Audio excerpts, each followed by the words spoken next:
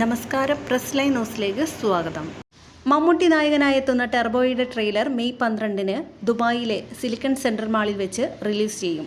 ഇത് അറിയിച്ചുകൊണ്ടുള്ള poster പുറത്തുവിട്ടിട്ടുണ്ട്.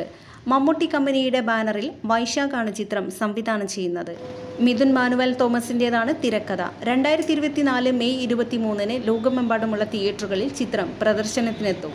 Big ബഡ്ജറ്റിലാണ് ചിത്രം ഒരുങ്ങുന്നത്. ജീപ്പ് ഡ്രൈവറായ ജോസിൻ്റെ കഥയാണ് ചിത്രം പറയുന്നത്. ചിത്രത്തിൻ്റെ ഡിസ്ട്രിബ്യൂഷൻ വെഫറൽ ഫിലിംസും ഓവർസീസ് ഡിസ്ട്രിബ്യൂഷൻ ട്രൂത്ത് ഗ്ലോബൽ ഫിലിംസുമാണ്.